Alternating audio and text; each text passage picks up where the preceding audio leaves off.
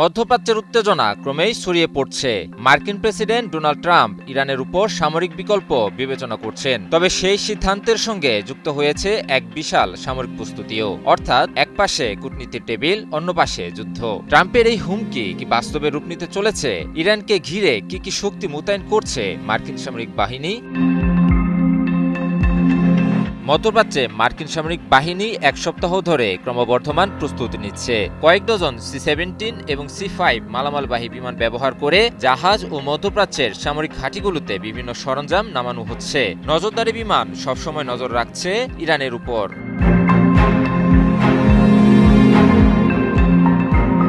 উত্তর আরব সাগরে মোতায়েন করা হয়েছে USS Abraham Lincoln career strike group. এর সাথে রয়েছে 3টি গাইডেড ক্ষেপণাস্ত্র ডেস্ট্রয়ার এবং ক্যারিয়ারের এয়ারউইং FA-18E super Hornet, F-35C lightning II fighter এবং EA-18G রোলার ইলেকট্রনিক যুদ্ধজেট। এই ক্যারিয়ার একটি ভাসমান ঘাঁটি হিসেবে কাজ করে, যা ইরানের লক্ষ্যবস্তুতে দ্রুত এবং বিস্তৃত আক্রমণ চালাতে সক্ষম।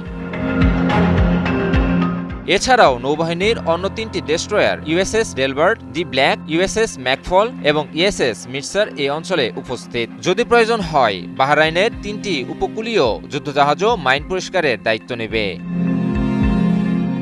মধ্যপ্রাচ্যে মার্কিন সামরিক ঘাঁটিগুলোতে থার্ড এবং প্যাট্রিয়ট ক্ষেপণাস্ত্র ব্যবস্থা মোতায়েন করা হয়েছে, যা ইরানের প্রতিশোধমূলক হামলা প্রতিরোধে গুরুত্বপূর্ণ ভূমিকা রাখবে। পাশাপাশি E-11A এবং RC-135 গোয়েন্দা বিমানগুলো অঞ্চল জুড়ে নজরদারি চালাচ্ছে। হরমুজ প্রণালী এবং পারস্য উপসাগরের উপর মার্কিন ড্রোন ও নজরদারি বিমান নিয়মিত টহল দিচ্ছে। উপরন্তু 15E স্ট্রাইক ঈগল এবং F-35 পঞ্চম প্রজন্মের ফাইটার বিমানগুলো ইতিমধ্যেই কাতার, বাহরাইন এবং অন্যান্য ঘাঁটিতে পৌঁছেছে। তারা নির্দিষ্ট বোমা, ব্যালিস্টিক ক্ষেপণাস্ত্র এবং অন্যান্য জটিল অস্ত্র বহন করতে সক্ষম। সাবমেরিনও মোতায়েন রয়েছে, যা গোপনে টমাহক ল্যান্ড অ্যাটাক মিসাইল ছুড়ে বড় আঘাত হানতে পারে।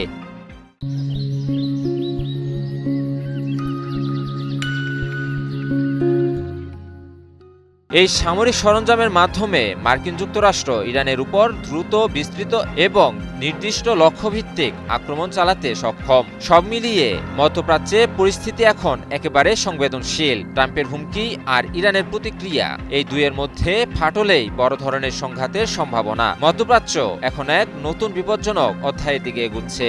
যুদ্ধই কি এখন একমাত্র পথ, নাকি শেষ পর্যন্ত কূটনীতি রক্ষা করবে শান্তি? সময় দেবে সে উত্তর। ইমন আলী, নিউজ 24।